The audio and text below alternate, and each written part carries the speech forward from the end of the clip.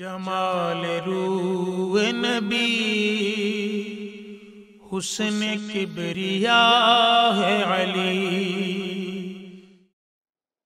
نحمده ونصلي ونسلم على سيدنا ومولانا محمد رسوله النبي الأمين المكين الحنين الكريم الرؤوف الرحيم، أما بعد، فأعوذ بالله من الشيطان الرجيم، بسم الله الرحمن الرحيم۔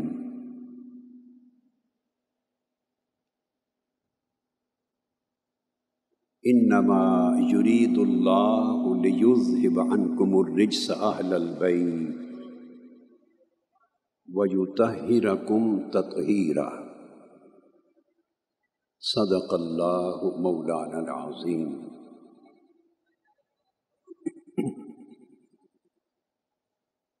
معزز مشائخ و علماء کرام، اساتذہ، معلمین، معلمات و مدرسات، طلبہ و طالبات، داعیان و داعیات اور جملہ معتکفین و معتکفات، سامعین و سامعات، ناظرین و ناظرات، اللہ رب العزت کی توفیق سے ہم رمضان المبارک کے عشرہ اخیرہ کے اس عظیم الشان عالمی اعتکاف گاہ میں حاضر ہیں، اور اس مسنون اعتکاف کی دوسری شب ہے۔ کل رات چونکہ منسوب تھی مولا کائنات حضرت مولا علی المرتضیٰ کرم اللہ وجہہ الکریم کی شہادت کی، اس مناسبت سے میں نے ایک خاص مضمون اہل بیت اطہار کی شان و عظمت کا اور سیدنا مولا علی المرتضیٰ کا اور حضرت امیر معاویہ کا عقائد اہل سنت میں کتاب و سنت کی روح سے مقام کیا ہے۔ آج کی مجلس کے وقت میں اس کو انشاءاللہ مکمل کر لیں گے۔ ضروری حد تک مباحث، دلائل، تفصیلات تو اور بھی بہت ہیں، مگر سمجھیں اس قدر کہ جو کافی رہے بات کو سمجھنے میں، جو ابہام اور اشکال کو دور کرنے میں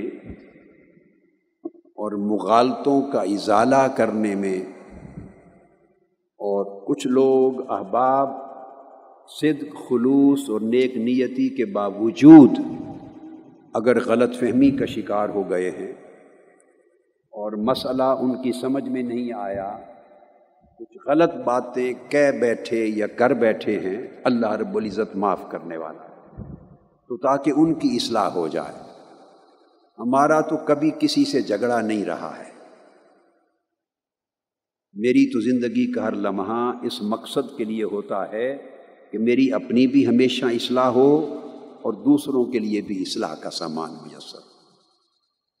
تو میں بغرض اصلاح، بغرض خیر خواہی یہ سب کچھ کہہ رہا ہوں، اور اس لیے کہ خاص طور پر امت مسلمہ کا یہ طبقہ جو پاک و ہند میں، پاکستان، ہندوستان، بنگلہ دیش کے اس خطے میں رہ رہا ہے، جو اردو زبان کو جانتا، سمجھتا ہے، بولتا ہے، تاکہ ان کے لیے بہت بڑا اعتقادی فتنہ پیدا نہ ہو، اس کا سد باب ہو جائے، اور انشاءاللہ ان 2 راتوں کی گفتگو سے سد باب ہو جائے گا، اور ہو گیا انشاءاللہ۔ انشاءاللہ تعالی سب خیر پر آ جائیں گے، اور اللہ سب کے لیے خیر مقدر کرے۔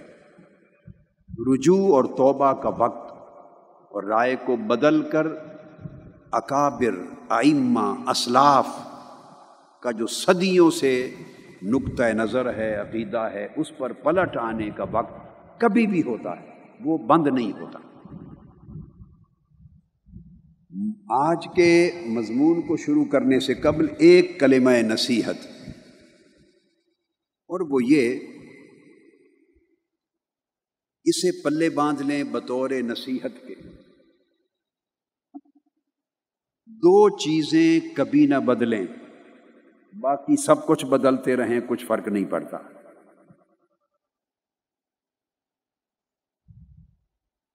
کپڑوں کے رنگ بدل لیں، کپڑوں کے ڈیزائن بدل لیں، مگر شرافت اور متانت کے دائرے میں۔ گاڑیوں کے ماڈل بدل لیں، موٹر سائیکل سکوٹر کے ماڈل بدل لیں، کار کے ماڈلز بدل لیں، گھر کے ماڈل اور ڈیزائن اور اس کی آرکیٹیکچرل ڈرائنگز بدل لیں، سائز بدل لیں، کھانے بدل بدل کے کھائیں مگر حلال کے دائرے میں، اسراف و تبذیر کے بغیر۔ شہروں کے ڈیزائن بدل لیں، اس کی شہروں کی جو پلاننگ ہے وہ بدل لیں، جو چاہیں، بڑی وسعت ہے بدلنے میں، بڑی وسعت ہے، بدلتے چلے جائیں، مگر دو چیزیں کبھی نہ بدلیں۔ ایک عقیدہ، عقیدہ و فکر قیامت کے دن تک کبھی نہ بدلیں۔ دنیا بدلتی رہے مگر آپ کا عقیدہ کبھی نہ بدلے۔ اور دوسرا اہم چیز کیا ہے؟ آپ کی سیرت و کردار، اخلاق، سیرت و کردار۔ اس میں اخلاق، سیرت و کردار میں وہی نور رہے جو پہلوں کے زمانے میں تھا، اس میں وہی تقویٰ رہے جو اگلوں کے ہاں تھا، اس میں وہی پرہیزگاری رہے جو پہلوں کے ہاں تھی،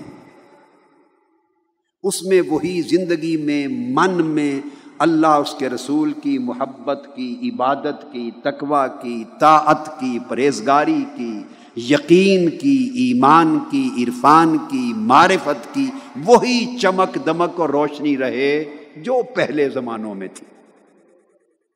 سیرت و کردار نہ بدلیں، زمانے کی ہواؤں کے بدلنے کے ساتھ سیرت و کردار اور اخلاق نہ بدلیں۔ ساری دنیا بدل جائے مگر عقیدہ و فکر نہ بدلیں۔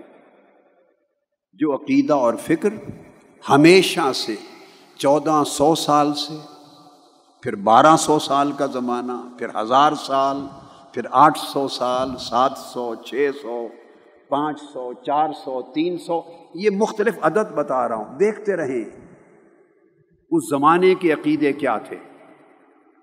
اب آپ چاہیں کہ وہ کیسے معلوم ہو؟ ہم تو اس زمانے میں زندہ نہیں تھے، آپ زندہ نہیں تھے، کتابیں تو زندہ ہیں۔ ان زمانوں میں ائمہ نے کتابیں لکھ دی، اپنے عقائد بیان کر دیے، وہ کتابیں آج تک موجود ہیں۔ بس ان کتابوں کے ذریعے، اکابر کی کتابوں کے ذریعے، ائمہ مجتہدین کی کتب کے ذریعے، عظیم محدثین اور فقہاء کی کتب کے ذریعے، سلف صالحین کی کتب اور تعلیمات کے ذریعے جو عقیدہ آپ کو ملتا ہے اس پر قائم اور دائم رہیں، رتی برابر تبدیلی گوارا نہ کریں۔ اگر آپ یہ اصول رکھ لیں گے، میں نے اس لیے بتایا کہ دنیا زوال پذیر ہے، ہر شے میں زوال ہو رہا ہے۔ آج سے آپ 50 برس پیچھے چلے جائیے، صرف 50 برس، آپ میں سے ہر شخص جو کم و بیش 65-70 برس یا اس سے زائد برس کا ہے، وہ سوچے، وہ ذرا 50 برس پیچھے چلی جائے، اپنے محلے کے گلی کوچوں کو دیکھے، اپنی چشم تصور میں، اپنے 50 برس پہلے کا گھر اور ارد و نواح کے گھروں کو دیکھے، گلی کوچوں کو دیکھے، اس وقت کے بزرگوں، جوانوں، بچوں، عورتوں، مردوں، بچیوں کے حالات کو دیکھے چشم تصور میں۔ جو حیا، جو شرم، جو دین، جو تقویٰ، جو پرہیزگاری، جو عبادت گزاری، جو تہجد گزاری، جو نوافل، جو دین سے محبت، جو اللہ کی محبت، اس کے رسول کی محبت، بزرگوں کا حیا، ادب، احترام، تعظیم، انسانی قدریں 50 برس پہلے آپ کو زندگی میں گلی کورچوں میں زندہ قدریں نظر آتی تھیں، ایمان سے کہیے وہ آج نظر آتی؟ اونچا بولیے، نظر آتی ہیں؟ زمانہ بدل گیا نا، تو ترقی پر گیا یا زوال پر گیا؟ دیکھو سائنس ہو تو وہ ترقی کر رہی ہے، میڈیکل سائنس ترقی کر رہی ہے، کیمسٹری ترقی کر رہی ہے، فزکس ترقی کر رہی ہے، یہ جو ماڈرن سائنسز ہیں، علوم ہیں انسانی، وہ ترقی کر رہے ہیں، کیونکہ ان میں ہر آنے والا کچھ نیا دے گا اور آپ کو آگے لے جائے گا، مگر دین میں ترقی نہیں۔ دین جو مصطفیٰ نے دیا اس سے بہتر قیامت تک کوئی نہیں دے گا۔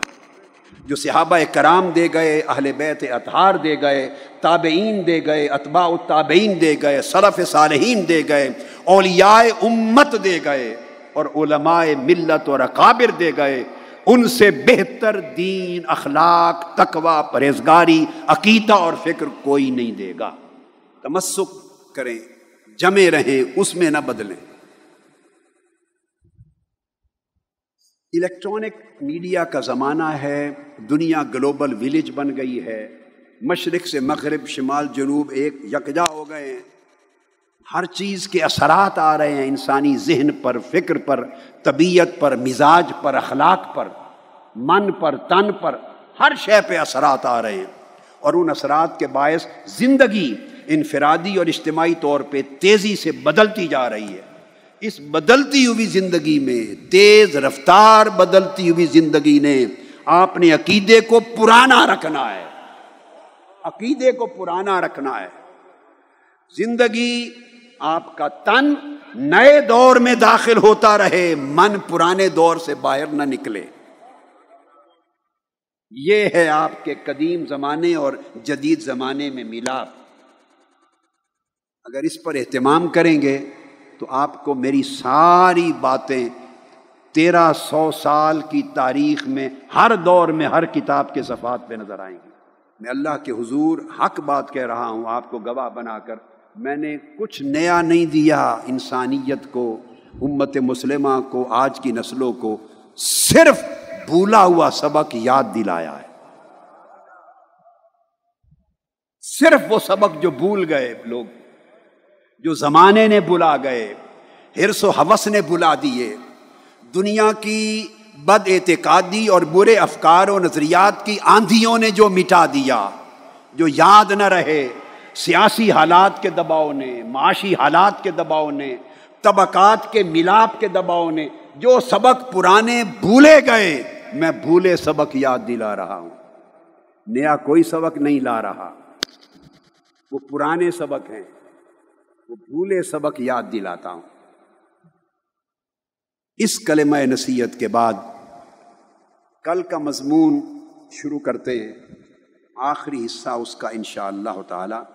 آپ کو یاد ہوگا کل میں نے ختم کیا تھا جو مشاجرات صحابہ کے عنوان کے تحت صحابہ کرام رضوان اللہ تعالی علیہ مجمعین کے درمیان کچھ معاملات ہوئے، سیاسی واقعات ہوئے، حکومتی واقعات ہوئے، کچھ وقائع، کچھ حادثات، کچھ مخاصمات، کچھ تنازعات بتقاضائے بشری پیش آ گئے، اور وہ نہ ہو تو انسان نہیں ہوتا۔ یہ انسانیت کا حصہ ہے، یہ بشریت کا حصہ ہے، یہ بشریت کا حصہ ہے۔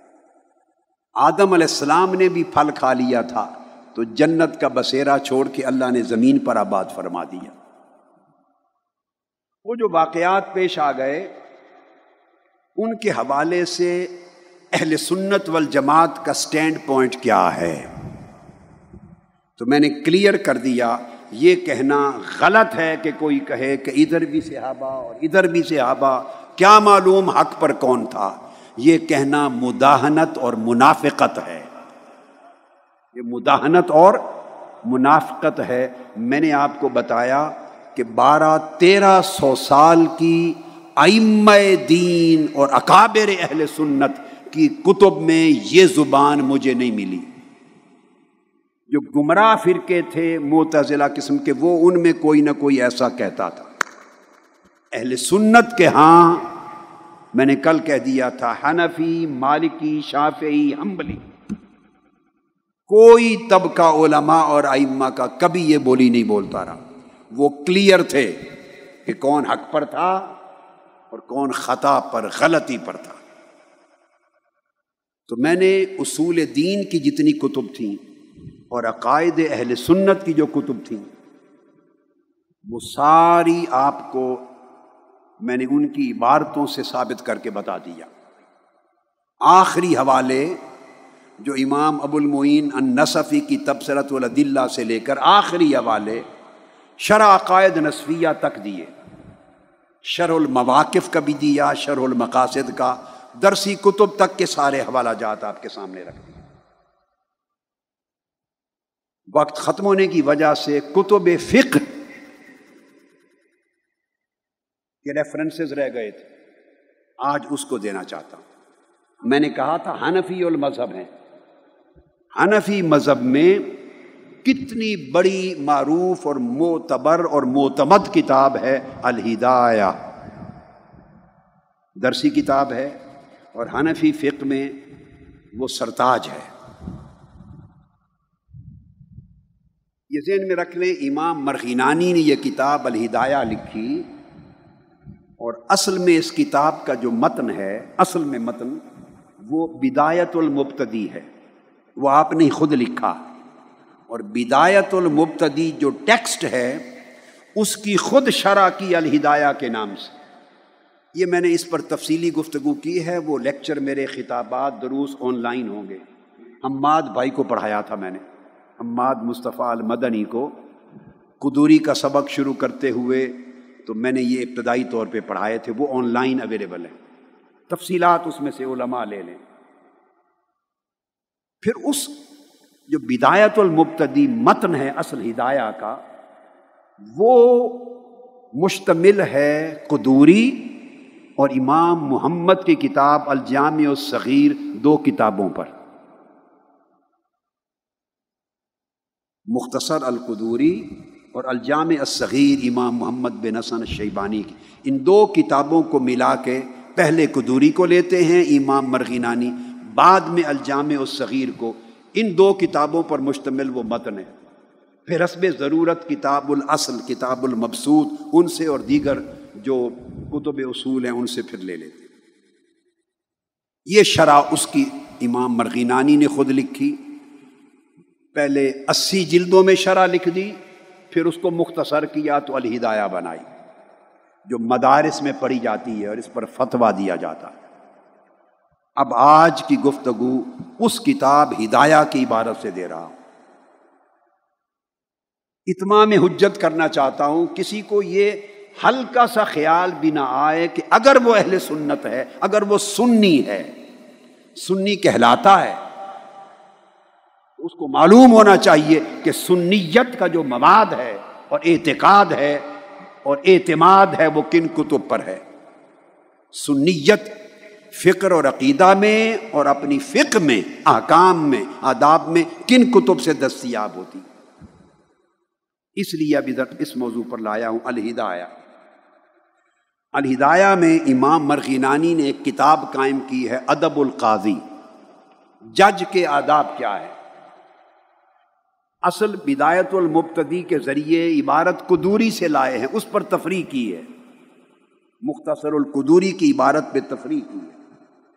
اس میں صاحب الہدایہ بیان یہ کرتے ہیں، جو مسئلہ امام قدوری نے بیان کیا تھا، کہ اگر مثلاً کسی سلطنت میں اگر تو بادشاہ اور حاکم عادل ہو اور صحیح شرعی طریقے سے حکمران بن جائے، حکومت سنبھال لے، اور وہ کسی کو جج اپوائنٹ کرے، قاضی اپوائنٹ کرے، تو اس قاضی کا اس تقرر کو قبول کر لینا، جج بن جانا، منصب قضا پر عدالت پہ بیٹھنا، فیصلے دینا، وہ تو جائز ہی جائز ہے، اگر حکمران جائز طریقے سے حکمران بنا تو اس پر بحث نہیں۔ دوسرا سوال تھا اگر حکمران جائر ہو، ناجائز طریقے سے اقتدار پر آ جائے، حکمران جائز نہ ہو بلکہ جائر ہو، نقطہ لگ جائے، زے بن جائے تو کہتے ہیں جائز، اور نقطہ ہٹ جائے، رے بن جائے تو کہتے ہیں جائر۔ جائر جور سے ہے، جور ظلم کو کہتے ہیں۔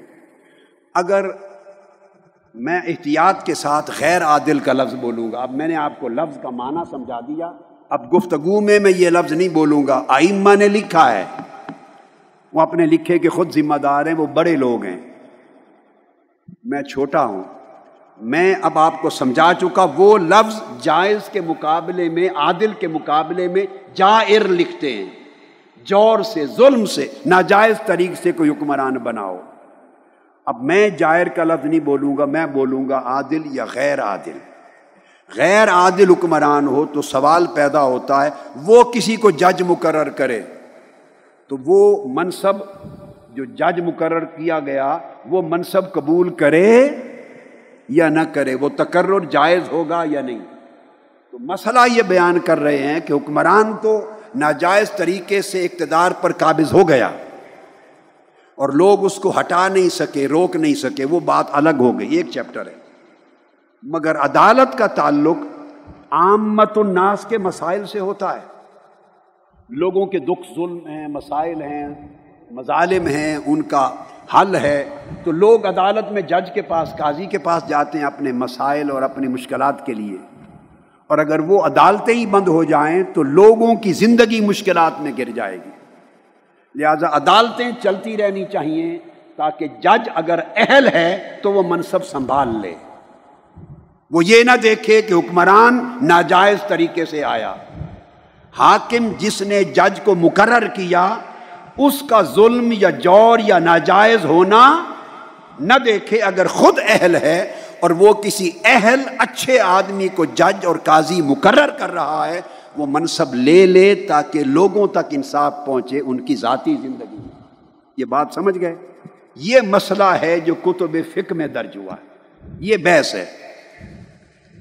اس بحث میں وہ کہتے ہیں کہ خود تو ولایت بھی طلب نہ کرے اور قضا بھی، جج بننا بھی طلب نہ کرے، گورنری بھی طلب نہ کرے، سلطنت کا عہدہ بھی طلب نہ کرے، مگر ثم یجوز التقلد من السلطان الجائر کما یجوز من العادل۔ کہتے اس کے بعد اگر کوئی بادشاہ جو جائر ہے، جو جائز طریقے سے نہیں آیا، جور کے طریق سے آیا ہے، وہ اگر آ جائے اور وہ کسی کو قاضی اور جج مقرر کرے اور وہ بندہ جج جو ہے وہ اہل ہے، تو کہا وہ منصب لے لے، عدالت میں بیٹھنا، فیصلے کرنا اس کے لیے جائز ہوگا۔ حکمران بھلے ناجائز طریق سے آیا ہے، اس کا معاملہ اس کے ساتھ رکھو۔ یہ عام انسانوں کے مسائل، زندگی کے دکھ میں، پریشانی میں مبتلا نہ ہو، اس کا منصب عدالت سنبھالنا اور بیٹھنا، قضا کے منصب پہ فیصلے کرنا جائز ہوگا۔ یہ عبارت ہے جو امام مرغینانی کی الہدایہ تک آئی ہے، بدایت المبتدی سے ہدایہ تک۔ اس کو بیان کر کے آگے صاحب ہدایہ دلیل دیتے ہیں، آگے دلیل دیتے ہیں۔ وہ کہتے ہیں کہ اگر حکمران جائر بھی ہے تب بھی وہ اگر جج مقرر کرے، جج اہل ہے، تو وہ منصب لے لے تاکہ لوگوں کی مشکلات دور کرے۔ یہ دے کر آگے مثال دیتے ہیں۔ اب میں عبارت پڑھ رہا ہوں الہدایہ کی، علماء کل جا کر مدارس میں کتاب اٹھا لیں، گھروں میں رات کو سحری کے وقت جا کے اٹھا لیں، اساتذہ اٹھا لیں، طلباء اٹھا لیں۔ میں ایک نقطہ بھی نہ کم کر رہا ہوں، کسی کتاب کا نہ زائد کر رہا ہوں، پڑھے۔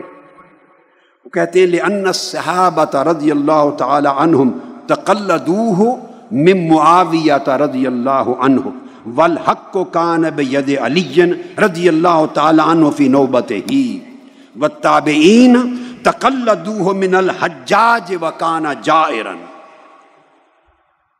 علماء سمجھ گئے ترجمہ؟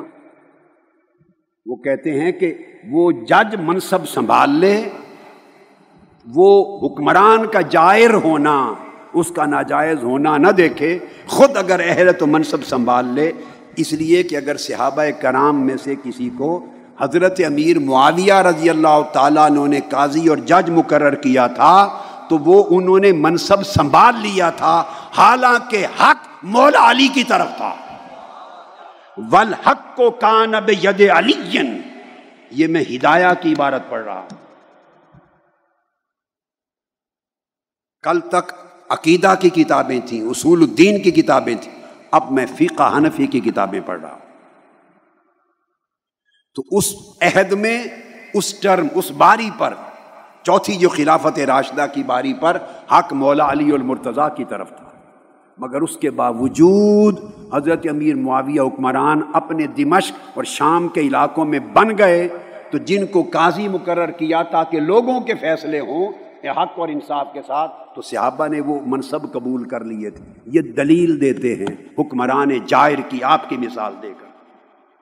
اب گنجائش ابھی بھی رہ گئی ہے ان کے جلسے جلوس کرنے کی اور جھنڈے اٹھانے کی، اور ان کے نام پر مسجدوں کا نام رکھنا، اور اولادوں کے اور آل سفیان کے نام رکھنا، اور لنگر چلانا، اور ان کے فیض کا فیضان کے نعرے۔ یہ نادانی میں ہو جاتا ہے، یہ اسی کو بشر کہتے ہیں۔ میں بھی خطا سے پاک نہیں ہوں، ہر انسان سے خطا ہو سکتی ہے، مگر اچھا انسان وہ ہے جسے علم نہ تھا، جب کسی نے علم دے دیا وہ توبہ کر کے رجوع کر لے، پیچھے ہٹائے۔ میں اس لیے نصیحت کر رہا ہوں۔ اور پھر ایک مثال حضرت امیر معاویہ کی دی ہے رضی اللہ تعالی عنہ۔ آپ نے دیکھا، میں نے زندگی میں، یہ بھی سن لیں، زندگی میں نے حضرت امیر معاویہ کا نام رضی اللہ تعالی عنہ کہے بغیر کبھی نہیں لیا۔ یہ میرا اہل سنت ہونے کا یہ میرا وتیرہ ہے، یہ میرا شیوہ ہے، مگر اس کا مطلب یہ نہیں کہ جائز کو ناجائز بنا دوں اور ناجائز کو جائز بنا دوں اور اندھیر نگری پیدا کر دی جائے، نہیں۔ سوء ادب بھی نہ کریں، حد بھی کراس نہ کریں، زبان کو بند بھی رکھیں مگر اندھیر نگری بھی نہ کریں، حق باطل بنا کے رکھ دیں اور باطل کو حق بنا کے رکھ دیں، یہ بھی نہیں ہے۔ دوسری مثال دیتے ہیں صاحب ہدایہ امام مرغینانی۔ اسی طرح جب تابعین کا دور آیا تو فرماتے ہیں حجاج بن یوسف بڑا ظالم حکمران تھا، حجاج بن یوسف، لیکن تابعین نے اس کے دور میں بھی تقرریاں منصب قضا کی بطور جج قبول کی۔ اس سے شرعی دلیل لیتے ہیں کہ اس کو نہ دیکھیں، لوگوں کے مسائل حل کرنے کے لیے اگر بندہ خود اہل ہے تو منصب لے لے تقرر کرنے پر۔ یہ حوالہ میں نے آپ کو الہدایہ کا دیا۔ اب یہی جو کتاب الہدایہ ہے اس کی شرح ہے العنایہ، فقہ حنفی کی کتاب الہدایہ کی شرح العنایہ، امام جمال الدین الرومی البابرتی۔ اب میں نے چونکہ الہدایہ کی عبارت ایک بار پڑھ دی، بار بار پڑھنے کی ضرورت نہیں ہوگی، اور وہ عبارت میں نے کہہ دی، وہ قدوری سے چلی، مختصر القدوری کی عبارت جو بدایت المبتدی میں آئی، اور بدایت المبتدی کے متن کے ساتھ صاحب بدایہ امام مرغینانی نے اس کی شرح الہدایہ میں لکھی۔ وہ کیا؟ ثم يجوز التقلد من السلطان الجائر کما يجوز من العادل، جیسے عادل حکمران جو صحیح طریق سے آیا ہے عدل کا، جیسے وہ تقرر کرے اہل بندے کا بطور جج تو منصب لے لینا اس کے لیے جائز ہے، ویسے حاکم جائر اگر تقرر کرے بندہ اہل ہو تو منصب لے لے تاکہ لوگوں کی مشکلات حل کر سکے انصاف سے۔ یہ عبارت دے کر پھر لکھتے ہیں لأن الصحابة رضی اللہ عنہم تقلدوه من معاویة رضی اللہ عنہ والحق کان بید علی فی نوبته رضی اللہ تعالی عنہ۔ یہ مثال سلطان جائر کی تقرری قبول کر لینا، اس کی مثال دیتے ہیں حضرت امیر معاویہ رضی اللہ تعالی عنہ، جیسے ان کے دور میں تقرری صحابہ نے قبول کی۔ اور والتابعین تقلدوه من الحجاج وکان جائرا، حجاج ظالم اور جابر تھا مگر اس کی تقرری بطور منصب قضا کے تابعین نے بھی قبول کی۔ یہ فقہا تو فقہ اور مسئلہ شرعی کی بات کریں گے نا، وہ عقائد کی بات نہیں کریں گے۔ عقائد کی بات کل کتابوں میں ہو گئی، کل میں نے آخری بات شرح عقائد نسویہ کے جا پہ ختم کی، اصول عقیدہ کی باتیں کل ہو گئیں، آج کتب فقہ لے رہا ہوں۔ اس پر ابن شیخ جمال الدین الرومی کی جو شرح ہے ہدایہ پر، العنایہ، اس میں لکھتے ہیں کہ یہ جو تقلد کا جائز ہونا ہے تکرر کا، تفریع علی مسئلۃ القدوری. اب یہ عبارت کو سنیں، یتبین انہ لا فرق فی جواز التقلد لأہلہ بین ان یکون المولی عادلا او جائرا کما جاز من السلطان العادل جاز من الجائر، وہذا لأن الصحابۃ رضی اللہ عنہم تقلدوا القضاء من معاویۃ وکان الحق مع علی فی نوبتہ، کان الحق مع علی فی نوبتہ رضی اللہ تعالی عنہ. وہ ساری بات میں سمجھا چکا ہوں. جیسے جائز طریق سے اقتدار پانے والے حکمران کا تکرر قبول کرنا جائز ہے، ویسے جائر کا، سلطان کا تکرر منصب قضا پر اگر اہل آدمی ہو تو وہ بھی جائز ہے. اور دلیل یہ شرح ہدایہ میں بھی وہی دلیل دیتے ہیں کہ دلیل سب سے پہلی آپ اندازہ کریں، دلیل کو شروع حضرت امیر معاویہ رضی اللہ تعالیٰ عنہ کے نام سے کرتے ہیں، چونکہ اس سے پہلے تو خلافت راشدہ تھی، تو سلطنت جائرہ کا تو ابھی دور ہی نہیں تھا، وہ تو خلافت راشدہ تھی، پہلی سلطنت آئی. وہاں سے دلیل دیتے ہیں کہ صحابہ کرام نے اگر کسی اہل صحابی کو مقرر کیا قاضی تو ٹھکرایا نہیں، منصب قبول کر لیا. اس سے دلیل لیتے ہیں کہ سلطان جائر کا تکرر بھی اس منصب کے لیے جائز ہوگا اگر خود اہل ہے، پہلی بات. اور دوسری دلیل لیتے ہیں اس پر شرح الہدایہ العنایہ والے کہتے ہیں دل علی ذالک حدیث عمار ابن یاسر. اس پر دلیل شرعی کیا ہے؟ حضرت عمار بن یاسر رضی اللہ تعالیٰ عنہ کی حدیث. اور جو حدیث میں کل بڑی تفصیل سے بیان کر چکا ہوں، وہ حدیث متفق علیہ ہے. قرآن مجید کی آیت کے بعد علماء محدثین کا طریقہ یہ ہے، روش یہ ہے، قرآن کے بعد متفق علیہ حدیث کو لیتے ہیں اور اس کی حجیت اتنی قطعی جانتے ہیں، اس میں چون و چرا کرنے کی گنجائش نہیں ہوتی. اور یہ حدیث متفق علیہ ہے. جب آقا علیہ السلام نے فرمایا افسوس کاش عمار بن یاسر ایک باغی گروہ کے ہاتھوں شہید ہوگا، اس کو قتل کرے گا باغی گروہ، وہ دلیل دے کر یہ کرتے ہیں کہ حضرت امیر معاویہ رضی اللہ تعالیٰ عنہ کا تکرر اس لیے منصب قضا عدالت میں بطور جج قبول کر لیا تھا کہ وہ سلطان جائر کا تکرر جائز ہے. اور جائر ہونے کی دلیل کہتے ہیں آقا علیہ السلام کے فرمان سے بڑھ کر کائنات شریعت میں کوئی دلیل نہیں ہے. آپ نے فرما دیا تھا کہ عمار کو فئہ باغیہ، ایک باغی گروہ قتل کرے گا، اور ان کو حضرت امیر معاویہ اور ان کے لشکر کے لوگوں نے شہید کیا تھا. ہر کتاب نے اس کو دلیل بنایا ہے.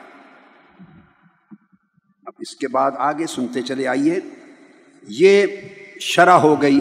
اور پھر کہتے ہیں وعلماء السلف والتابعین تقلدوہ من الحجاج وجورہ مشہور فی الآفاق.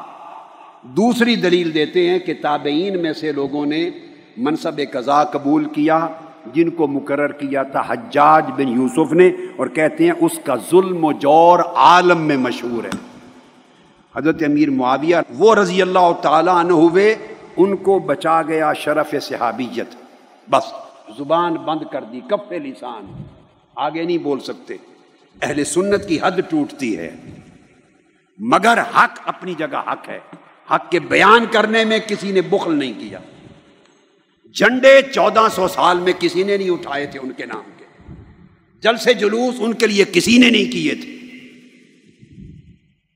ان کا فیضان کسی نے جاری نہیں کیا تھا.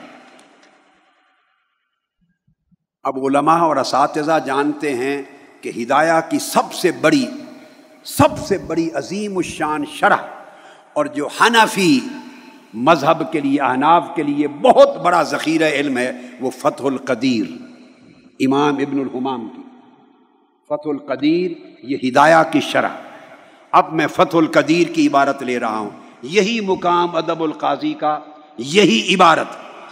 ثم یجوز التقلد من السلطان الجائر کما یجوز من العادل، اسی عبارت کے تحت امام ابن الحمام فتح القدیر میں لکھتے ہیں، مختصر عبارت سن لیجئے، یہ اب فتح القدیر کی عبارت ہے، علماء اس کتاب کو آگے رکھ کر فتوے لکھتے ہیں، اس سے فقہ حنفی لیتے ہیں، اس سے اپنا مذہب لیتے ہیں۔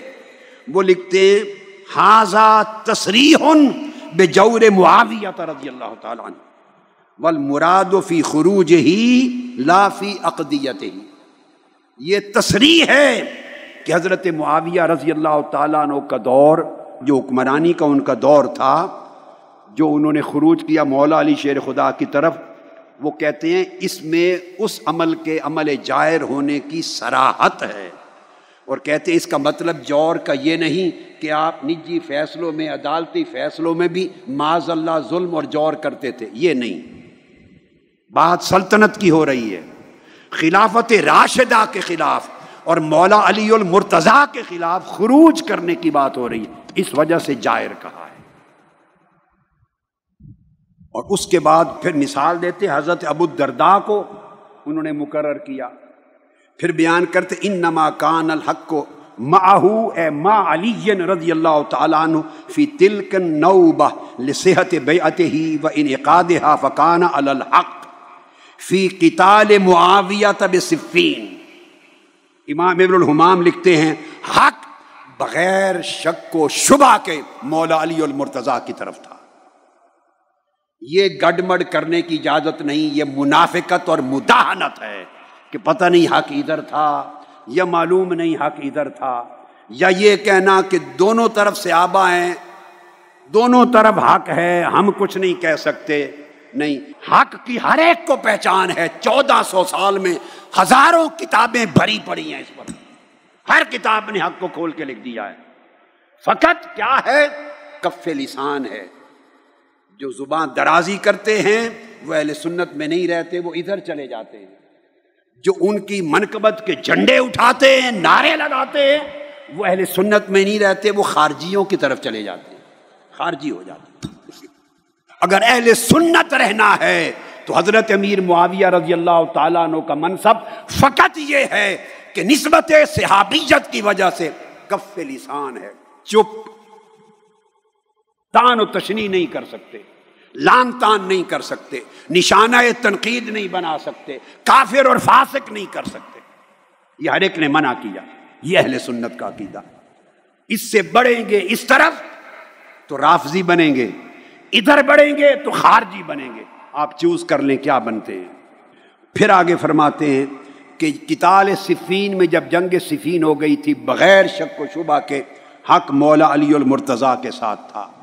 اب صاحب فتح القدیر لکھتے ہیں کہ اس پر دلیل قولہ علیہ الصلاۃ والسلام لعمار، جو متفق علیہ حدیث ہے بخاری مسلم کی، کہ آقا نے فرمایا ستقتلک الفئۃ الباغیہ، عمار تمہیں ایک باغی گروہ قتل کرے گا، شہید کرے گا۔ اب آقا علیہ السلام جس گروہ کو باغی کہہ دیں، دنیا میں کون مسلمان ہے محمد مصطفیٰ کا کلمہ پڑھنے والا اور خود کو مصطفیٰ کا امتی کہنے والا، جس گروہ کو مصطفیٰ الفئۃ الباغیہ کہہ دے، اس کے بعد وہ ان کے فیضان کے چشمے جاری کرے اور ان کی تقریریں کرے اور ان کے عرسوں کا اعلان کرے؟ خدا کے لیے یہ کام 1300 سال میں اہل سنت کے اکابر نے نہیں کیا تھا، یہ فتنہ نہ بپا کرو۔ خاموشی مسلک اہل سنت بس، مگر خاموشی مداہنت کے ساتھ نہیں، وضاحت کے ساتھ کہ حق پر کون تھا اور کون غلطی پر تھا۔ ان کو خروج اور بغاوت کا لکھا ہے اس عمل کو۔ دیکھیے، کسی کو شوق ہو مجھ پر فتویٰ نہ لگائیں، مجھ سے پہلے امام مرغینانی صاحب الہدایہ پہ لگائیں، امام ابو منصور بغدادی پر لگائیں، امام ابو المعین النصفی پہ لگائیں، صاحب شرح المواقف پہ لگائیں، صاحب شرح المقاصد پہ لگائیں، اور صاحب شرح عقائد نصفیہ پہ لگائیں۔ میں نے کل درجنوں کتب حافظ ابن حجر اسقلانی پہ لگائیں، امام عینی پہ لگائیں۔ میں نے آپ کو 1300 سال کی تاریخ علم کل پڑھا دی، ان پہ جو فتویٰ لگائیں اس میں بھی شریک ہوں۔ توبہ کر لینی چاہیے۔ اور فرماتے ہیں حضور علیہ السلام کا ارشاد، اور یہ لکھ کر کہ آقا نے فرمایا تھا عمار تمہیں باغی گروہ قتل کرے گا۔ اب آگے یہاں بھی ڈنڈی مارنے کی اجازت نہیں کہ کون باغی تھا، کس نے قتل کیا، کس نے نہیں۔ صاحب فتح القدیر لکھتے ہیں وَقَدْ قَتَلَهُ أَصْحَابُ مُعَاوِيَّةَ يُصَرِّحُ بِأَنَّهُ بُغَاةٌ، اور واضح طور پر حضرت امیر معاویہ کے لشکر نے ان کو قتل کیا تھا۔ یہ تصریح کرتا ہے اس امر کی کہ یہ طبقہ باغیوں کا طبقہ تھا۔ اس کے بعد دوسری مثال دیتے ہیں امام ابن الہمام فتح القدیر میں، پہلی حضرت امیر معاویہ رضی اللہ تعالیٰ عنہ کے دور کی، دوسری وَأَمَّا الْحَجَّاجِ فَحَالُهُ مَعْرُوفٌ، اس کا ظالم و جابر اور جائر ہونا معروف ہے۔ دوسری اس کی مثال دیتے ہیں کہ اس کے زمانے میں بھی تابعین میں سے اس نے جس کو جج مقرر کیا، جو اہل تھے انہوں نے منصب لے لیا۔ یہ فقہی مسئلہ بیان کر رہے ہیں، تفریع، کہ جج ہونا اگر مقرر کر دے سلطان جائر تو لوگوں کو انصاف کی فراہمی کا معاملہ انکار نہ کرے، وہ جائز ہے۔ تیسری دلیل یزید کی دیتے ہیں کہ اس کے دور میں بھی یزید ملعون تھا، بدبخت تھا، جہنمی تھا، بے ایمان تھا، لعنتی تھا، اور میں تو اس کو کافر کہتا ہوں، میرا فتویٰ کفر کا ہے، لعین تھا۔ اور کہتے ہیں مگر ایسے جائر کے زمانے میں بھی جن تابعین کو جج اور قاضی مقرر کیا، لوگوں کو انصاف کی فراہمی کی خاطر انہوں نے بھی قبول کیا منصب۔ اب آپ دیکھیں کیا مثالیں دی ہیں، یہ مثالیں میں نہیں دے رہا ہوں۔ پھر چوتھی مثال دی ہے صاحب فتح القدیر نے، وہ کہا ہے کہ اس کی مثال یوں بھی ہے جیسے بلاد مغرب میں غیر مسلموں کا قبضہ ہے مسلمان زمینوں پر، مسلم ممالک پر غیر مسلموں کا قبضہ ہے بلاد المغرب میں، مغرب کا جو موراکو وغیرہ کے بلاد میں، اور بلاد حبشہ میں، مگر وہاں مسلمان ہے ہی کوئی نہیں سلطان، لیکن لوگوں کے مسائل حل کرنے اور انصاف کی فراہمی کے لیے لوگ مل کر خود ہی اپنا کسی کو والی اور گورنر مقرر کر لیتے ہیں، خود ہی اپنا جج مقرر کر لیتے ہیں، خود بھی جمعہ اور عید کی نماز کے لیے امام مقرر کر لیتے ہیں۔ یہ تقرری بھی جائز ہے۔ وہ کہتے ہیں جس طرح یہ تقرریاں لوگوں کی ضروریات کو پورا کرنے کے لیے جائز ہیں، اس طرح ایسی تقرری ان کے دور میں بھی جائز ہے۔ اب یہی کتاب الہدایہ، اس کی ایک اور شرح ہے البنایہ، امام عینی کی، امام بدر الدین العینی، ان کی شرح البنایہ علی الہدایہ۔ اب اس کی عبارت لے لیں، وہ بھی یہی کہتے ہیں والحق کان بید علی رضی اللہ تعالی عنہ فی نوبتہ، اس ٹرم میں، اس باری میں حق مولا علی کے طرف تھا۔ یہ بیان کر کے آگے جملہ سن لیں، میں بڑا اہم جملہ بتا رہا ہوں شرح الہدایہ پر۔ فقہ حنفی کی مسلم کتاب، یہ امام عینی شارح بخاری بھی ہیں، عمدۃ القاری کے مصنف، اور یہ شارح ہدایہ بھی ہیں البنایہ۔ وہ لکھتے ہیں وَعِنْدَ أَهْلِ السُّنَّةِ، اہل سنت کا عقیدہ بیان کرتے ہیں۔ وَعِنْدَ أَهْلِ السُّنَّةِ معاویہ رضی اللہ عنہ کان باغیاً فی نوبت علی رضی اللہ تعالیٰ عنہ، کہ مولا علی مرتضیٰ کے دور خلافت میں حضرت امیر معاویہ رضی اللہ تعالیٰ عنہ، ان کے لیے یہ لفظ بغاوت کا استعمال کیا۔ میں تو خود نہیں کہہ رہا، میں تو عبارت پڑھ رہا ہوں تاکہ پردے اٹھ جائیں، ورنہ میں یہ عبارتیں بھی نہ پڑھتا۔ مجھے یہ عبارتیں پڑھے ہوئے اور یہ کتابیں پڑھے ہوئے اور کچھ نہیں تو 40-45 برس گزر گئے۔ 1970 سے پہلے 48-50 سال گزر گئے، چونکہ 70 سال 2 سال پہلے پڑھی تھی۔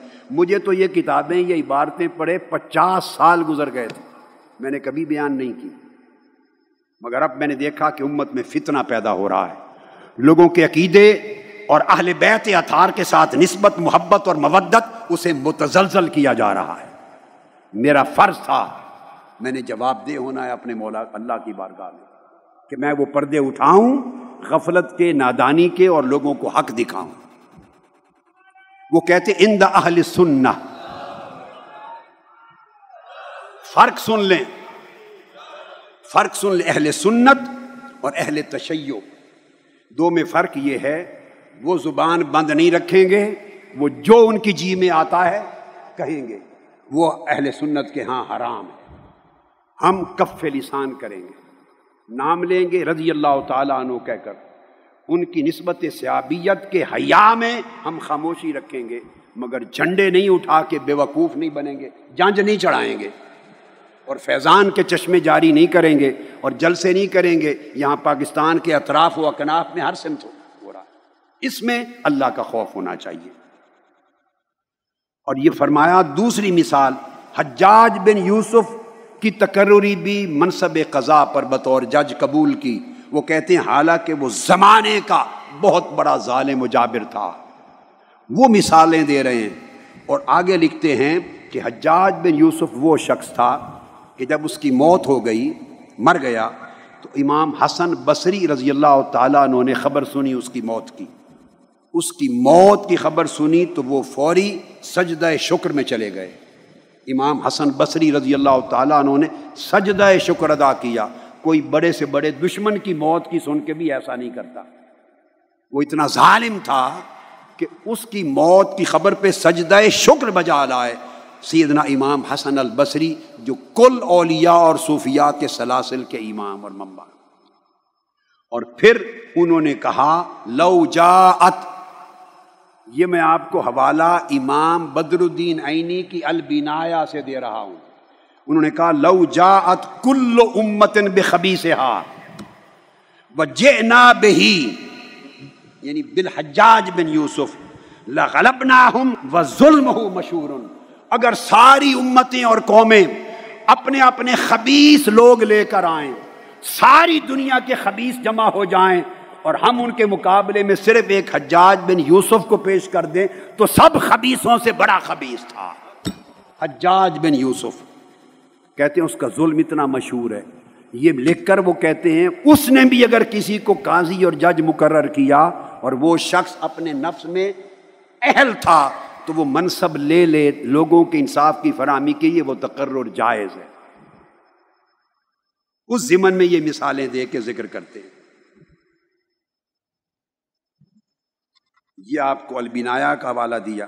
اب آپ نے کنز الدقائق کا نام سنا ہوگا، کنز الدقائق بھی بہت بڑا عظیم متن ہے امام نصفی کا، ابو البرکات النصفی کا، اس کی شرح ہے البحر الرائق، البحر الرائق، یہ کنز الدقائق کی شرح ہے امام ابن نجیم الحنفی کی، سند ہے، اتھارٹی ہے فقہ حنفی کی۔ اب وہ بھی بیان کرتے ہیں وقولہ وَيَجُوزُ تَقَلُّدُ الْقَضَاءِ مِنَ السُّلْطَانِ الْعَادِلِ وَالْجَائِرِ وَمِنْ أَهْلِ الْبَغْيِ، اگر بغاوت کر کے ظلم اور جور کے طریق سے یا بغاوت کے طریق سے بھی کوئی قابض ہو گیا اور سلطان بن گیا، مگر اس نے بطور جج اور قاضی کسی شخص کو مقرر کیا عدالت میں لوگوں کے انصاف کی فراہمی میں جو اہل شخص تھا، تو کہا اس اہل شخص کا بطور جج اس کے ہاتھوں مقرر ہونا اور عدالت میں بیٹھنا جائز ہے۔ وہ بیان کرتے ہیں جائر اور اہل بغاوت کی طرف سے، اور مثال دیتے ہیں لأن الصحابۃ تقلدوہ من معاویۃ والحق کان بید علی رضی اللہ تعالیٰ عنہ۔ اس کی دلیل یہ ہے کہ صحابہ جج مقرر ہوئے حضرت معاویہ رضی اللہ تعالیٰ عنہ کے دور میں، جبکہ حق مولا علی کی طرف تھا۔ اور پھر بیان کرتے ہیں والتابعین تقلدوا من الحجاج وکان جائرا افسق اہل زمانہ ہکذا، اپنے زمانے کا سب سے بڑا فاسق تھا حجاج بن یوسف اور سب سے بڑا ظالم اور جائر تھا، مگر اس کی تقرری بھی بطور جج کے لی اہل لوگوں نے۔ اس سے دلیل لی ہے کہ تقرری اس کی اس سلطان کو نہ دیکھے، وہ لوگوں کی ضروریات اور اپنی اہلیت کو دیکھے۔ یہ البحر الرائق، اٹھائیے کتابیں، اساتذہ اٹھائیں، طلبہ اٹھائیں، معلمین اٹھائیں، یہ مفتی اعظم بیٹھے ہیں منہاج القرآن کے، دنیا آفاق سے ان سے فتوے لیتی ہیں۔ ادھر کتنے کتنے بڑے جید محقق علماء آئے ہیں، آگے میرے سامنے دائیں بائیں کتنے جید علماء بیٹھے ہیں، کتابیں اٹھائیں، اپنی آنکھوں سے پڑھیں، چیک کریں، کہیں میں کوئی کمی بیشی تو نہیں کر رہا ہوں عبارت میں، اپنی طرف سے تو نہیں کوئی لفظ اضافہ کر رہا، اللہ معاف کر۔ اب یہی کنز الدقائق کی جو شرح ہے، ایک اور تبیین الحقائق، ایک اور شرح ہے تبیین الحقائق، اس کا حاشیہ شلبی ہے، اس کی حاشیہ سے شہاب الدین شلبی کا حاشیہ، اب اس کی عبارت دے رہا ہوں، وہ بھی یہی کہتے ہیں لأن شریحا کان یتولی القضاء من جہت معاویہ، مثال دیتے ہیں کہ حضرت امیر معاویہ نے حضرت شریح کو قاضی جج مقرر کیا تھا، آپ نے منصب قضاء قبول کیا، وَكَانُوا خَارِجِينَ عَلَىٰ إِمَامِ الْحَقِّ، حالانکہ وہ خود امام حق کے خلاف خروج کرنے والے تھے، خروج اور بغاوت کرنے والے تھے۔ اور پھر دلیل دیتے ہیں فَدَلَّ عَلَىٰ أَنَّ الْقَاضِيَ إِذَا كَانَ عَادِلًا فِي نَفْسِهِ لَا يُعْتَبَرُ فِسْقُ مَنْ وَلَّاهُ، وہ کہتے ہیں اس سے ثابت ہوا اگر جج مقرر ہونے والا قاضی خود عادل ہے، خود اہل ہے، وہ منصب قبول کر لے، یہ نہ دیکھے کہ جو حکمران اس کو مقرر کر رہا ہے وہ فاسق ہے یا کیا ہے، اس کے فسق کو اور جور کو نہ دیکھے، اگر خود اہل ہے تو لوگوں کی ضروریات اور انصاف کی فراہمی کے لیے منصب لے لے۔ یہ دلیل دی ہے، وہ کہتے ہیں یہ عقیدہ اہل سنت ہے، یہی سب درر الحکام، درر الحکام ایک اور فقہ حنفی کی بڑی بڑی کتابوں میں سے ہے۔ میں نے آپ کو چند موٹی موٹی کتب فقہ سے دلائل پیش کر دیے، کل کتب العقائد سے تھے، آج کتب فقہ سے کر دیے۔ آخری حصہ اس گفتگو کا، آخری یہ اہم ترین حصہ ہے، یہ گفتگو کا کلائمیکس ہے، کئی اشکالات رفع ہو جائیں گے۔ جب سیدنا مولا علی المرتضیٰ کرم اللہ وجہہ الکریم کا دور تھا، عہد خلافت، تو واقعات ہوئے، جنگ جمل بھی ہوئی، جنگ صفین بھی ہوئی، اور باقی تو مارکے پہ خوارج کے خلاف ہوئے، خارجیوں کے خلاف، ان کا تو تذکرہ ہی نہیں، ان کے ساتھ تو کوئی صحابی نہیں ہوتا تھا، وہ تو خوارج تھے، شیطان تھے۔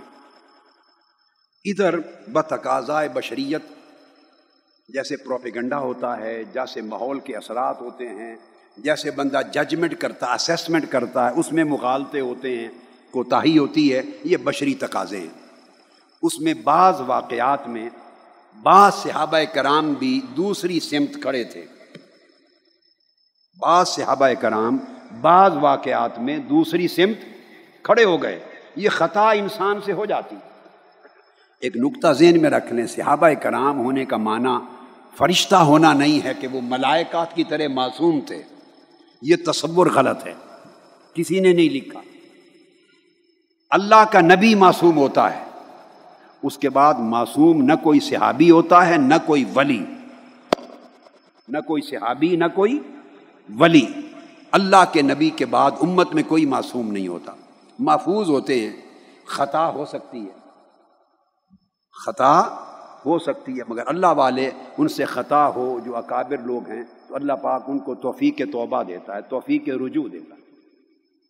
بعض واقعات میں بعض صحابہ کرام دوسری سمت آئے، اب یاد رکھ لیں جو بھی آیا، جن کو آقا علیہ الصلوۃ والسلام نے بشارت جنت دی تھی، یا وہ اکابر صحابہ میں سے تھے، وہ یا وہیں طائب ہو گئے اور وہ پارٹی چھوڑ کے مولا علی المرتضیٰ کے جھنڈے کے نیچے آ گئے، یا جو لوگ نہ جا سکے اس مارکے میں ہی، نہ ادھر نہ ادھر، اور عمر بھر پچھتاتے رہے کاش میں مولا علی کے زیر سایہ تلوار اٹھا کے ان کے حق میں جنگ لڑتا۔ یہ صحابہ کرام کا عقیدہ بتانا چاہتا ہوں۔ سب سے پہلا حوالہ اس باب میں کہ جو لوگ مولا علی المرتضیٰ کے ساتھ ان کے لشکر میں شامل نہ ہو سکے، کسی بیماری کے باعث، کسی عذر کے باعث رہ گئے اپنے گھروں میں، آپ کے لشکر میں نہیں جا سکے، مخالف سمت بھی نہیں گئے، مگر آپ کے ساتھ جا کر آپ کے جھنڈے کے نیچے لڑ نہیں سکے، گھر میں رہ گئے مجبوری اور عذر کی وجہ سے، وہ بھی پچھتاتے رہے۔ صحابہ کرام کی سوچ، اس میں امام قرطبی کا حوالہ دے رہا ہوں، اپنی کتاب التذکرہ میں لکھتے ہیں، امام قرطبی جو صاحب تفسیر ہیں الجامع لاحکام القرآن، امام قرطبی التذکرہ صفحہ 637 پر آپ لکھتے ہیں کہ حضرت عبداللہ بن عمر رضی اللہ تعالیٰ عنہ ان صحابہ میں سے تھے جو کسی عذر کی وجہ سے گھر رہے، بیماری ہے، آدمی بستر پر ہے، مجبوری ہے، جا نہیں سکا سفر پر، وہ نہ شریک ہو سکے آپ کے ساتھ۔ وہ کہتے ہیں کہ وفات سے قبل عمر بھر وہ پچھتاتے رہے، اور یہ ان کے کلمات تھے، وہ سن لیجئے۔ وہ کہتے تھے نادم علی تخلفہ عن نصرت علی ابن ابی طالب فقال عند رضی اللہ تعالیٰ عنہ فقال عند موتہ ما آسی علی شیء ما آسی علی ترک قتال الفئۃ الباغیہ یعنی فئۃ معاویہ رضی اللہ تعالیٰ عنہ۔ کہتے ہیں مجھے زندگی میں کسی شے کے ترک کرنے کا اتنا رنج اور دکھ اور ملال نہیں جتنا اس چیز کا ملال ہے کہ میں مولا علی شیر خدا کے لشکر میں شامل ہو کر حضرت امیر معاویہ کے لشکر کے خلاف جنگ کرنے میں شریک ہونے سے کیوں رہ گیا۔ وفات سے قبل بھی یہ کلمات ان کی زباں پر تھے۔ مجھے آج تک ملال ہے کہ میں محروم رہ گیا اس سعادت سے، کاش میں آپ کے جھنڈے کے نیچے کھڑا ہو کے لڑتا فئہ باغیہ کے خلاف، باغی گروہ کے خلاف، اور جو حضرت امیر معاویہ رضی اللہ تعالیٰ عنہ کا لشکر تھا۔ پھر امام ابن عبد البر نے لکھا ہے اپنی کتاب الاستیعاب میں، الاستیعاب، امام ابن سعد نے بیان کیا طبقات میں، علامہ ذہبی نے بیان کیا سیر و اعلام النبلاء میں۔ اٹھا لیں حضرت عبداللہ ابن عمر کے تراجم، ان کے حالات آپ کو سب ملیں گے کہ وہ فرماتے تھے ما آسی علی شیء الا انی لم اقاتل مع علی مع اہل الفئۃ الباغیہ۔ مرتے دم کے اس لمحے تک مجھے افسوس ہے، کاش میں مولا علی المرتضیٰ کے لشکر میں جاتا اور آپ کے جھنڈے کے نیچے باغی گروہ کے خلاف جنگ کرتا۔ میں کسی عذر کی وجہ سے محروم رہ گیا اس سعادت سے۔ یہ عبداللہ ابن عمر رضی اللہ تعالیٰ عنہ کا عقیدہ ہے، ان کا قول ہے۔ پھر یہی بات امام شابی بیان کرتے ہیں، امام شابی، اور اس کو امام ابن الاسیر نے اسد الغابہ فی معرفت الصحابہ، یہ کتاب معروف کتاب ہے، اسد الغابہ معرفت الاصحاب کے اندر بڑی معروف کتاب ہے امام ابن الاسیر کی، اس کی جلد 4 صفحہ 33 پر امام شابی کا قول، اور وہ کہتے ہیں کہ حضرت مسروق بن اجدہ ایک تابعی ہیں، حضرت مسروق جلیل القدر تابعی اور مفسر تابعی ہیں، کہتے ہیں کہ وہ مولا علی شیر خدا کے ساتھ اپنی کسی ذاتی عذر اور مجبوری کے باعث وہ بھی آپ کے لشکر میں جا ہی نہیں سکے تھے، صفین کی جنگ میں گھر رہ گئے، اور وہ کہتے ہیں کہ وفات سے قبل وہ بھی پریشان تھے، اور امام شابی روایت کرتے ہیں کہ وفات سے قبل صرف اس عمل پر کہ وہ حضرت علی المرتضیٰ کے جھنڈے کے نیچے تلوار اٹھا کر اس باغی گروہ کے ساتھ جنگ میں شریک نہیں ہوئے، اس کے خلاف جنگ نہیں کر سکے، اس پر انہوں نے اللہ کے حضور توبہ کی، باری تعالیٰ مجھے معاف کر دینا۔ حضرت مسروق بن اجدہ نے توبہ کی۔ اور امام ابن عبد البر لکھتے ہیں کہ اس واقعہ کی استیعاب میں بہت سے طرق صحاح ہیں جنہیں اپنے موقع پر ہم نے بیان کیا ہے، جو سارے اس طرح کی چیزوں کو روایت کر رہے ہیں۔ اس کے بعد یہی چیز جو میں نے پہلے بیان کی اس کو امام حاکم نے بھی المستدرک میں بیان کیا، اور امام بیہقی نے السنن میں بیان کیا۔ قتال و اہل البغی کے تحت اہل بغاوت کے ساتھ قتال کرنے کے باب میں حضرت عبداللہ بن عمر رضی اللہ تعالیٰ عنہ سے، اور وہ فرماتے ہیں ما وجدت فی نفسی من شیء من امر هذه الآیہ، اس آیت کے تحت مجھے اتنا دکھ ہے کہ میں اس فضیلت سے محروم رہ گیا، کاش میں تلوار اٹھا کر مولا علی المرتضیٰ کی حمایت میں ان کے جھنڈے کے نیچے باغی گروہ کے خلاف صفین کی جنگ لڑتا۔ یہ میں نے امام حاکم اور امام بہقی کے سب حوالے دے دیے۔ اب حضرت طلحہ اور حضرت زبیر، یہ دو صحابی ہیں، حضرت طلحہ اور حضرت زبیر۔ پہلے حضرت طلحہ کی بات کرتے ہیں رضی اللہ تعالی عنہ۔ یہ مغالطے کی بنا پر، جیسے میں نے پہلے بھی عرض کر دیا، یوم جمل میں، جمل کے دن، جنگ جمل کے دن، یہ دوسری سمت تھے حضرت طلحہ رضی اللہ تعالی عنہ۔ کئی لوگوں کو مغالطہ ہو گیا تھا، سیدنا عثمان غنی رضی اللہ تعالیٰ عنہ کی شہادت کے بعد ایک پروپیگنڈا تھا، جنہوں نے شہید کیا تھا انہی بلوائیوں نے ایک لشکر بنا لیا اور مولا علی شیر خدا کے خلاف صف آرا ہو گئے، خود قاتلین عثمان ان کے خون کا بدلہ مانگنے والے بن گئے۔ ایک عجیب تماشا کر دیا تھا، ایک سازش تھی۔ اس میں امام حاکم مستدرک میں روایت کرتے ہیں حضرت رفاعہ بن ایاس الدبی سے، وہ اپنے والد اپنے دادا سے روایت کرتے ہیں کہ یوم جمل ہم وہاں تھے، مولا علی المرتضیٰ نے رضی اللہ تعالیٰ عنہ نے ایک شخص بھیجا حضرت طلحہ رضی اللہ تعالیٰ عنہ کی طرف، وہ دوسری سمت کھڑے تھے، ان کی طرف مولا علی المرتضیٰ نے ایک آدمی بھیجا اور کہا کہ طلحہ کو بلا لاؤ، اسے کہو آ کہ میری ایک بات سن لے۔ اس شخص نے حضرت طلحہ رضی اللہ تعالیٰ عنہ کو پیغام دیا، آپ فوری مولا علی المرتضیٰ کی خدمت میں آ گئے۔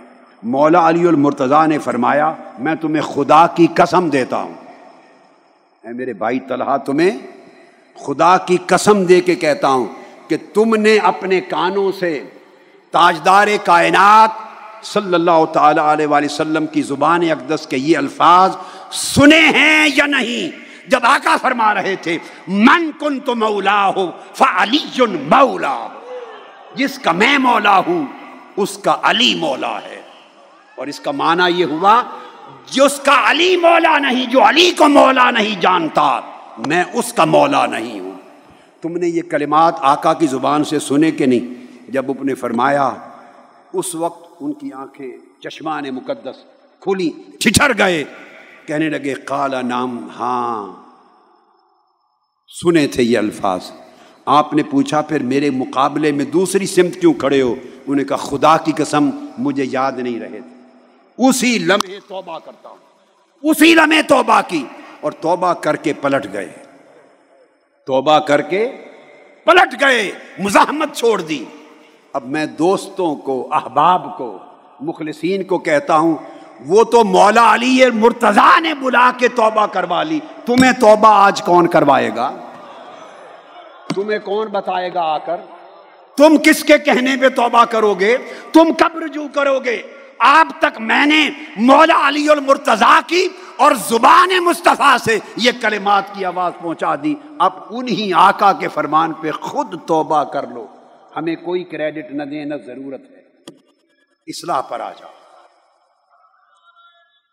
اس کو امام حاکم نے المستدرک میں روایت کیا، جلد 3 صفحہ 419 اور حدیث نمبر 5594۔ اب پھر امام حاکم نے پھر روایت کیا، امام ابن سعد نے الطبقات میں روایت کیا، حافظ ابن حجر عسقلانی نے المطالب العالیہ میں روایت کیا، اور امام ابن عبد البر نے الاستیاب میں بیان کیا۔ امام ابن عبد البر انہوں نے بیان کیا لا تختلف العلماء الثقات فی ان مروان قتل طلحہ، کہ اس مسئلہ پر ثقہ علماء میں کوئی اختلاف نہیں ہے، کوئی اختلاف نہیں ہے کہ جب حضرت طلحہ نے مولا علی شیر خدا کی زبان سے یہ کلمات سنے اور کہا خدا کی قسم میں نے زبان مصطفیٰ سے یہ بات سنی تھی، من کنت مولاہ فعلی مولاہ، مگر ذہن سے اتر گیا تھا، اب یاد آ گئے، وہ تائب ہو کر مڑ گئے۔ جب واپس جا رہے تھے وہ لشکر چھوڑ کر، تو امام ابن عبد البر اور امام حاکم، امام ابن سعد اور حافظ ابن حجر عسقلانی سب بیان کرتے ہیں کہ اس پر کوئی اختلاف نہیں۔ جب ان کو پلٹتے ہوئے دیکھا، مروان بنو امیہ کے لشکر کا ایک بڑا لیڈر تھا، مروان نے دیکھا، اس نے پیچھے سے تیر مار کر حضرت طلحہ کو شہید کر دیا، مروان نے قتل کر دیا، شہید کر دیا حضرت طلحہ رضی اللہ عنہ۔ اس سے آپ اندازہ کر سکتے ہیں کہ جنگ جمل کے پیچھے سازش کن لوگوں کی تھی۔ مروان نے قتل کر دیا۔ امام باقلانی اہل سنت کے بہت بڑے امام ہیں عشائرہ کے، وہ اپنی کتاب تمہید الاوائل میں لکھتے ہیں، وہ کہتے ہیں کہ حضرت طلحہ قال لشاب من عسکر علی، جب تیر لگا اور حضرت طلحہ رضی اللہ تعالیٰ عنہ اپنی جان آفری کو پیش کر رہے تھے، ان کی روح قفص عنصری سے پرواز کر رہی تھی، شہادت ہو رہی تھی، تو قریب ایک جوان کو دیکھا، بلایا، خوبصورت جوان کون ہو؟ اس نے کہا میں مولا علی کے لشکر کا ایک سپاہی ہوں۔ آپ نے فرمایا امدد یدک ابایعک لامیر المومنین علی ابن ابی طالب، اے جوان میں تو دنیا سے جا رہا ہوں شہید ہو کر، ہاتھ آگے کرو اور گواہ ہو جاؤ میں تمہارے ہاتھ پر مولا علی اور مرتضیٰ کے لیے بیعت کرتا ہوں۔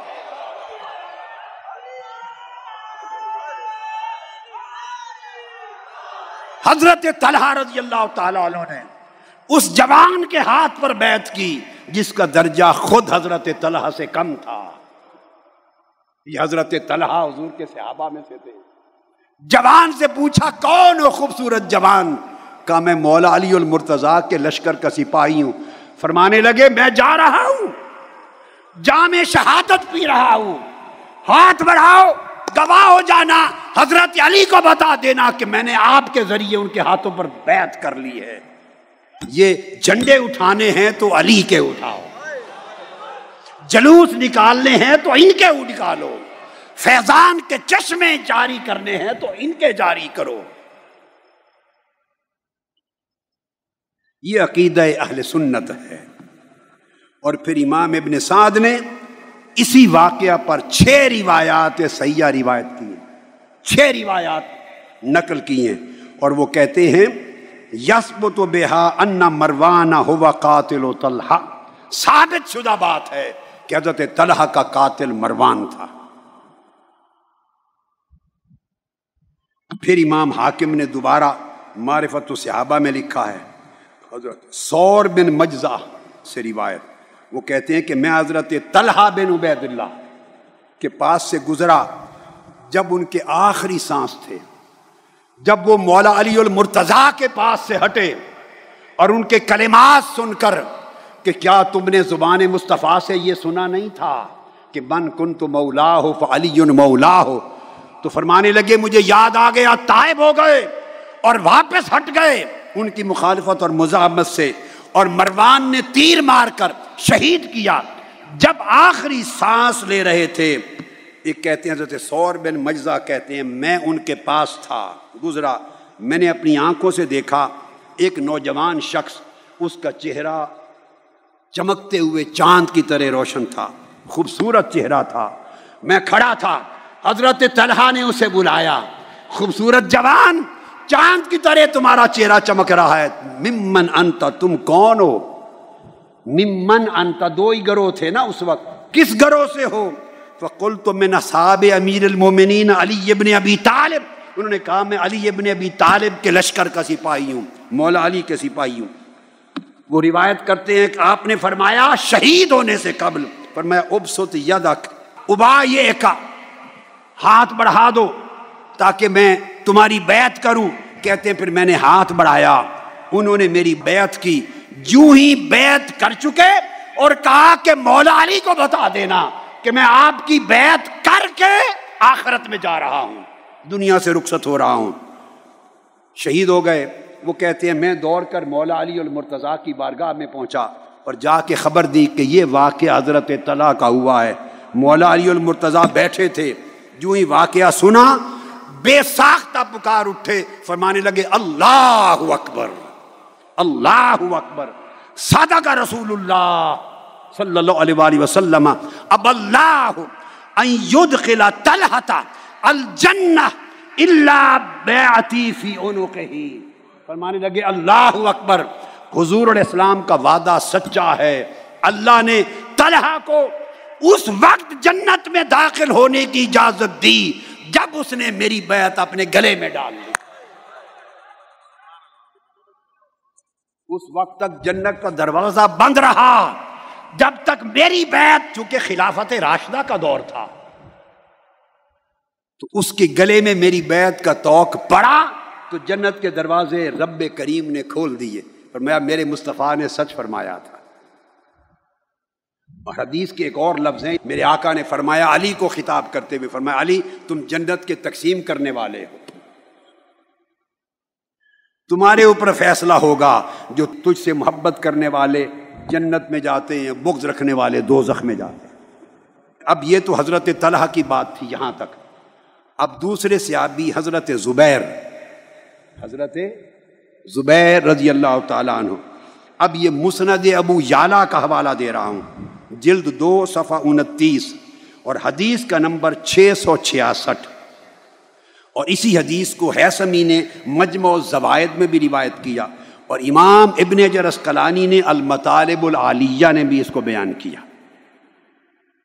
وہ روایت کرتے ہیں کہ سیدنا مولا علی المرتضیٰ نے حضرت زبیر کو بلایا۔ پہلے واقعات جو بیان کی حضرت طلحہ سے متعلق تھے، اب حضرت زبیر کی بات۔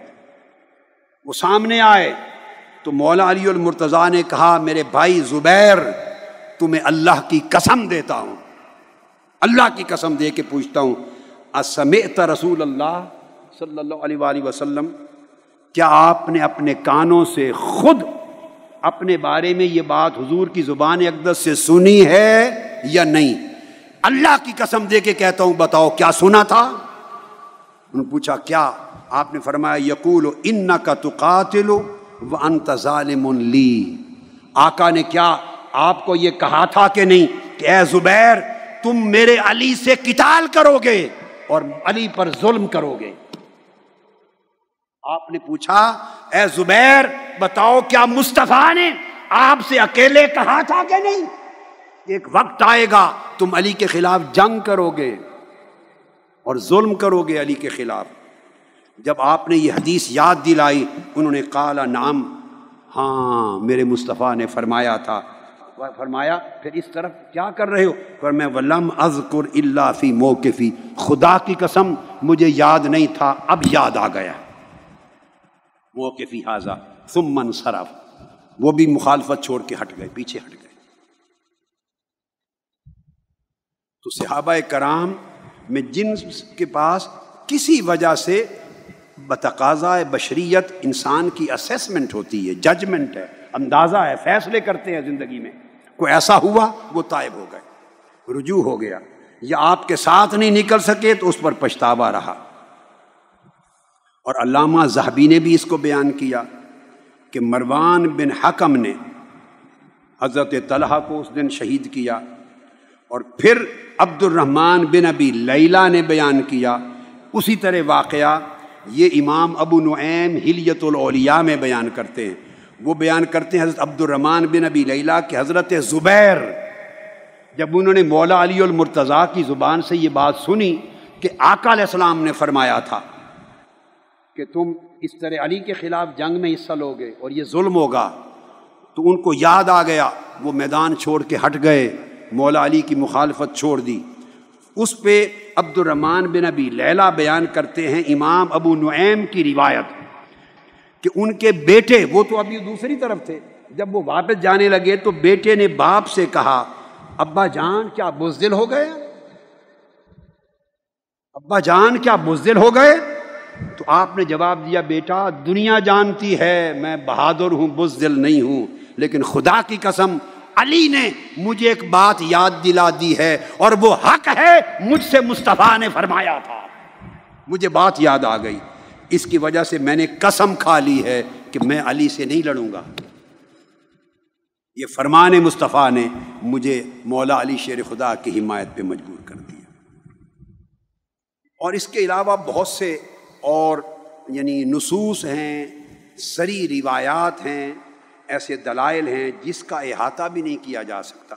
میں نے ضروری حد تک جو کافی سمجھا وہ بیان کر دی، اور اس کے بیان کرنے کے بعد مقصود یہ ہے بھائی وہ تو مولا علی المرتضیٰ کا زمانہ تھا، اور یہ وہ صحابہ تھے جنہوں نے اپنے کانوں سے کچھ آقا علیہ السلام کی زبان اقدس سے فرمودات سنے تھے، ان کو تو مولا علی شیر خدا نے جن کو موقع نصیب ہوا وہ کلمات یاد کرا دیے، وہ تائب ہو گئے، آپ کس کی بات سن کر توبہ کریں گے؟